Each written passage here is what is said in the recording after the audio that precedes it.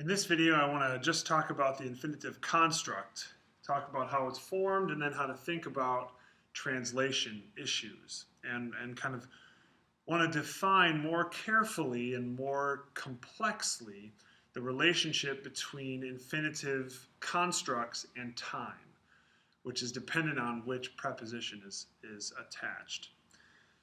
So as I said before, there's a unique vocal pattern and a series of visual signs that are related to each verb stem. So every verb stem is expressed through every infinitive construct and every infinitive absolute. There's a unique pattern. And similar to the imperative, the infinitive construct is the same pattern as the imperfect form. Now, the imperatives are a version of the second person imperfect, whereas the infinitives are a version of the third person, masculine singular specifically, the third masculine singular, because there's no ending, third masculine singular imperfect form of each verb stem. So I'll show you how that's formed. But if you're interested in numbers and statistics, let me give you a couple of numbers. There are 6,669 instances of an infinitive construct in the entire Hebrew Bible. 7,486 total infinitives. 7,486 total instances of an infinitive in the Hebrew Bible. Of that 7,486, 89% are infinitive constructs, 6,669.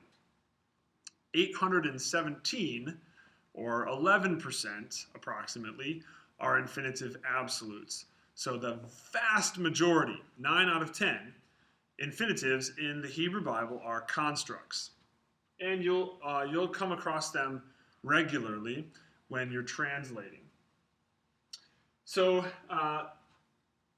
the way that they're formed is you take the third masculine singular imperfect, you remove the prefix, and in most cases, again, probably close to 9 out of 10 times, you replace the prefix with a preposition.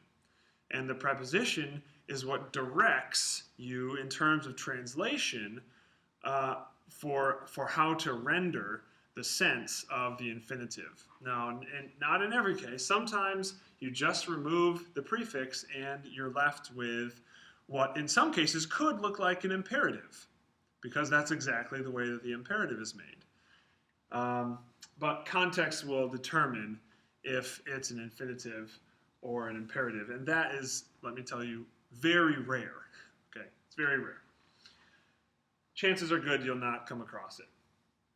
So here, if we have our imperfect form with third masculine singular, yichtov, if we remove the prefix and we add, say, the preposition lamed, here we have our infinitive construct. Lichtov, to write, Here, this is pa'al. Here in the PL, yidaber, remove the prefix, and we get our preposition over here, lamed, lidaber, lidaber. He will speak, to speak, or speaking. Okay? So the pa'al and the PL, in the same way as it was for the imperative, are the same. You just take off the prefix, you replace it with a preposition in most cases, and then you've got your infinitive construct form. Now, the same pattern that happens in the imperative happens here in the infinitive for the, let's see, we've got the nifal and the he feel and the heat pile.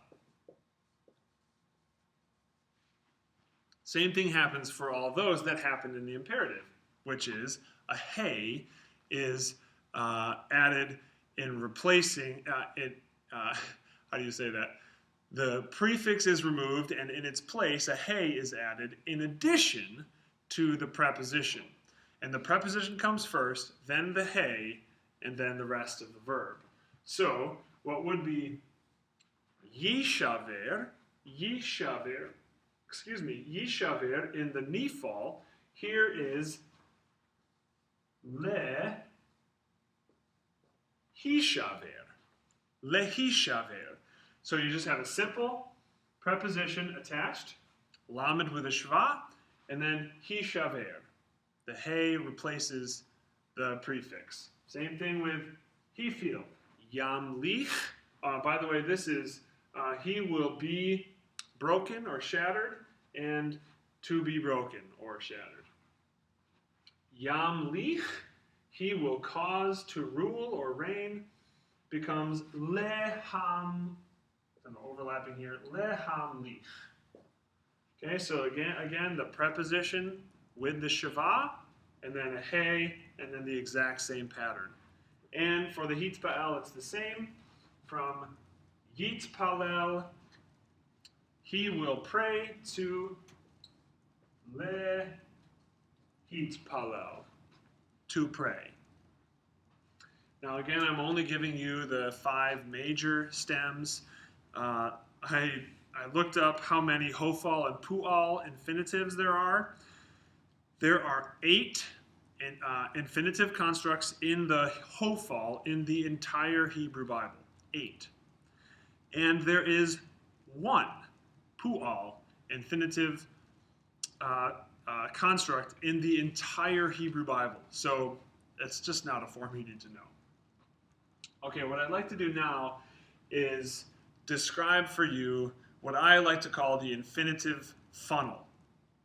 And this illustrates, I think, in a helpful way, visually, how infinitive constructs relate to time, depending on what preposition is attached to it. That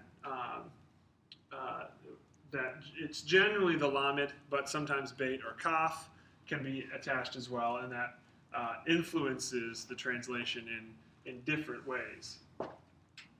So the most common is lamed, and my visual here is a funnel. Okay, it's the infinitive funnel, and at the very top we have the lamed. The lamed is the most purely timeless. When a lamed is added to the verb, it's the most purely timeless infinitive that you can have. Simply to read. Okay, so the lamed is purely timeless. To read, to do, to say. It has almost no relationship to time. Farther down we go, now we get the beit, and the beit is speaking more about a duration of time. And you know this well from the Shema. Beshivtecha bevetecha, uvlechtecha vaderech, uvshochbecha uvkumecha. Okay, all 4 of those, beshivtecha, uvlechtecha, uvshochbecha, uvkumecha, all 4 of those are infinitive constructs. And they're created with the beit. And so they're describing a duration of time. Now that duration is not identified as being then, or in the future, or in the past, or now, or any. It's just when you sit, when you walk, when you lie down, when you're rising. During the period of time in which this activity is happening, talk about the words, right? So the beit is a duration, and so it's generally when, or while, or in. That's a little more outside of general English vernacular, in your sitting, in your walking, but it still works. So those are words you're going to want to think about for translation, and to is going to be, or perhaps in order to. Those will be your options. And finally, at the very bottom is kaf. When kaf is used to create the infinitive, or attached to an infinitive construct, then you're talking about a moment in time. Okay? The specific moment, which will generally either be when or as. Now, when will be used differently here than here with the bait. When you're walking is describing a duration of time. But with a kaf, that would be something like, when he heard that something had happened, he did this. So, in other words, at the moment at which he heard the letter read, he tore his clothes. For instance, from 2 Kings 5, the story of Naaman. The king of Israel does that. Vayehi kishmoa. Kishmoa. Kaf to shemoa, the infinitive construct of shema. When he heard, or as he heard, or at the moment at which he heard.